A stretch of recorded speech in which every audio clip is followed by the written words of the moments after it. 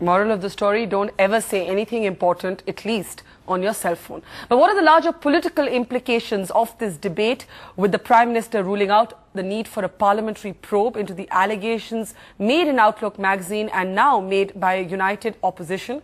Also, doesn't every government tap phones? Isn't it India's worst kept secret? Let's go straight into our debate, starting with Jayanti Natarajan.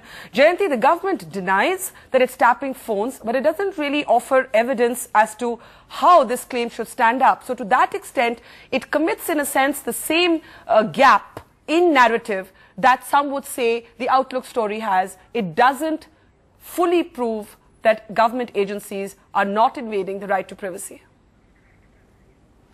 Well, Barka, actually, I'd like to start off by saying that I really wonder about the timing of the story, with great respect to Mr. Mehta, to Outlook and to the entire press. Why is that? Why is that? Insinuating anything. Because to divert attention from the IPL was becoming so loudly debated and so hotly debated in Parliament. I wonder, therefore, about the timing, because, you know, two reasons. One is there have been no elections to the Congress Working Committee during the time that Mr. Digvijay Singh is allegedly supposed to have been discussing it with some Punjab leader. I mean, the whole thing is very strange. I don't believe that in many reports it's clear that the content of the alleged conversations have absolutely no political impact whatsoever. So I wonder if this is a fishing expedition, and I'm inclined to accept what the government says, obviously. Okay, before I go to Amar Singh and Venkaiah Naidu, Sankarshan, you seemed amused with Jayanti now saying there's a conspiracy theory in the very timing. No, what really amuses me, Barkha, is that if there are so many people happily and indiscreetly tweeting, why do you need to tap in this day and age? That's a good point. Seriously. It's become a society of the confessional culture has overtaken you're us. putting things out. But more seriously. Yeah. No, seriously. Well, you know, I think Jayanti, with due respect, is being clever. She's a politician. She's playing her own card. May or may not be true. I have no evidence to contradict her.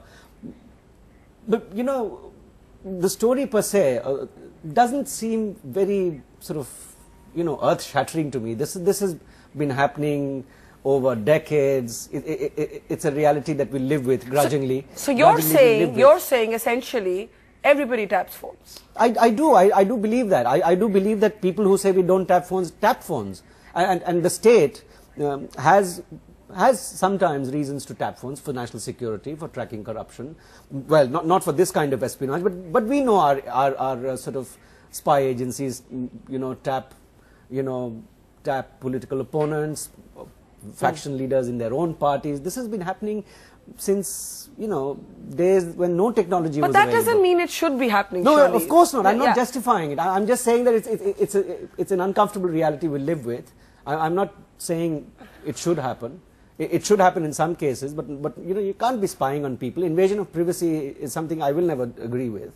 But it does happen, Barkha, doesn't it? But the point is that do we still have the mechanisms to make the system accountable? Before I go to Amar Singh and Venkaiah Naidu, Jayanti, can I ask you the test question? And the test question is this, and you have to answer this honestly.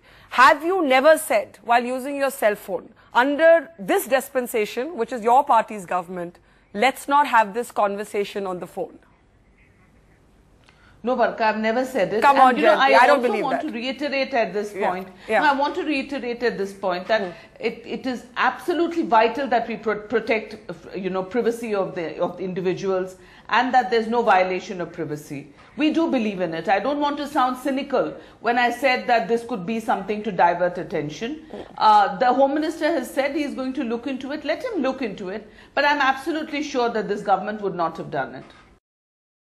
Tuba.com